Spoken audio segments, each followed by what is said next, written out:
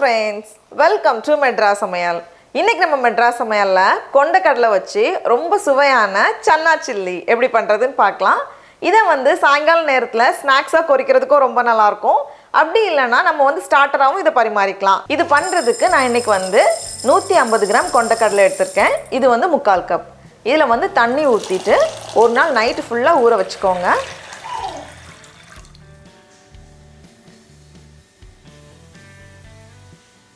கொண்டக்கடலைலாம் நல்லா ஊறி ரெடியா இருக்கு. இனி இத வந்து நம்ம வேக வைக்கணும். அதுக்கு வந்து ஒரு குக்கர்ல இத மாத்திரலாம். கூடவே தேவையான அளவு தண்ணி. நான் வந்து 3 கப் போல தண்ணி சேர்த்திருக்கேன். கடைசியா கொஞ்சமா உப்பு. கொண்டக்கடலை நல்லா ஊறினதுனால இத வந்து நம்ம ரொம்ப நேரம் வேக வைக்க தேவையில்ல. ஒரு 2 ல இருந்து 3 விசில் மிதமான சூடுல வேக வச்சா போதும். ரொம்ப நேரம் வேக வச்சோம் அப்படினா குழஞ்சிரும். நல்லா வெந்து ரெடியா இருக்கு. இப்போ இத வந்து நம்ம வடிகட்டி வச்சிரலாம். இனி இத வந்து நம்ம மாவு சேர்த்து கோட் பண்ணி பொரிக்கணும். எல்லாத்தையுமே ஒரு மிக்சிங் பவுல்ல மாத்திரலாம். கூடவே 1 டீஸ்பூன் மிளகாய் தூள், கொஞ்சமா உப்பு சேர்த்துட்டு இத வந்து ஒரு வாட்டி நல்லா புரட்டினதுக்கு அப்புறமா இதுல வந்து 4 டேபிள் ஸ்பூன் சோள மாவு, 1 டேபிள் ஸ்பூன் அரிசி மாவு, 1 டேபிள் ஸ்பூன் ரவை எல்லாத்தையும் சேர்த்துட்டு இத வந்து நல்லா கலந்து வச்சிரலாம். கொஞ்சம் மாவு ஒட்டாம இருக்குல்ல, இதுல வந்து லைட்டா தண்ணி தெளிச்சு நல்லா இந்த மாதிரி புரட்டிட்டோம் அப்படினா எல்லா மாவுமே வந்து கடலையோட நல்லா கோட் ஆயிரும். உங்களுக்கு நிறைய மாவு கோட்டிங் வேணும் அப்படினா நம்ம இன்னும் எக்ஸ்ட்ரா மாவு சேர்த்துக்கலாம். இதுவே போதும், ஒரு லேசான கோட்டிங்கா இருக்கும். இனி இத வந்து நம்ம பொரிக்கணும். எண்ணெய் வந்து கொஞ்சம் சூடா இருக்கணும். அப்பதான் வந்து நல்ல மொறுமொறுன்னு அழகா பொரிஞ்சு வரும். அப்படி இல்லனா நிறைய எண்ணெய் குடிக்கும். அதனால எண்ணெய் இந்த மாதிரி நல்லா சூடானதுக்கு அப்புறமா உள்ள சேர்த்துக்கோங்க.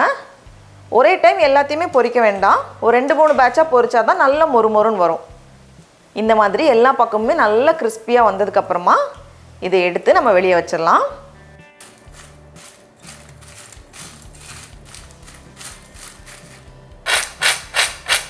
எவ்வளவு நல்லா கிறிஸ்பியா வந்திருக்கு.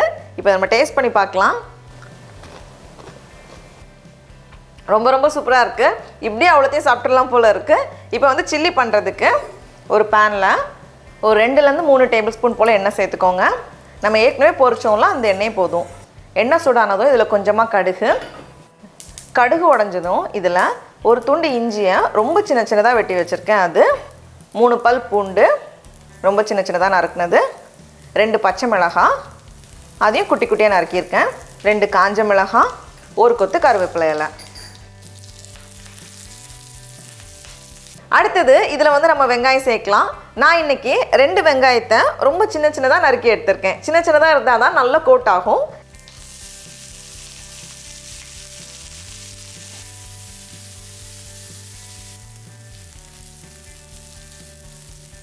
வெங்காயம் வந்து நல்லா ரோஸ்ட் ஆகி கொஞ்சம் ப்ரௌன் ஆகணும். அப்போதான் வந்து டேஸ்ட் நல்லா இருக்கும். இப்போ இதில் வந்து நம்ம மசாலாலாம் சேர்க்கலாம். இதில் வந்து கொஞ்சமாக மஞ்சள் தூள், 1 டீஸ்பூன் கரம் மசாலா, காரத்துக்கேற்ப மிளகாய் தூள் 1 ல இருந்து 2 டீஸ்பூன் சேர்த்துக்கலாம். நான் வந்து 1 டீஸ்பூன் எடுத்திருக்கேன். கடைசியாக தேவையான அளவு உப்பு எல்லாத்தையும் சேர்த்துட்டு நல்லா ஒரு 2 நிமிஷம் போல் இது வேகட்டும்.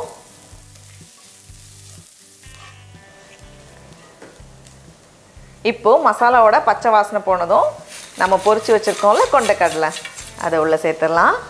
கூடவே ஒரு கை நிறைய மல்லி இலை சேர்த்துட்டு இதை நல்லா கலந்துட்டு நம்ம ஸ்டவ்வை ஆஃப் பண்ணிட வேண்டியது தான். அவ்வளோதான்.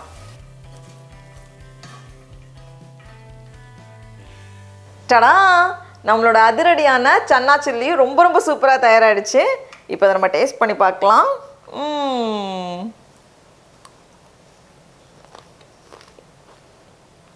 ரொம்ப சூப்பராக இருக்குது. அந்த வெங்காயம் மசாலா எல்லாமே ரொம்ப நல்லா இருக்கு. இது வந்து ஒரு 4 பேருக்கு போதுமான அளவு இருக்கும். நீங்களும் கண்டிப்பாக இந்த ரெசிபியை வீட்டில் செஞ்சு பாருங்கள். உங்களுக்கு இந்த வீடியோ பிடிச்சிருந்துச்சுன்னா மெட்ராஸ் சமையலுக்கு சப்ஸ்கிரைப் பண்ணுங்கள். நாவின் சுவையரும்புகள் மலரட்டும்.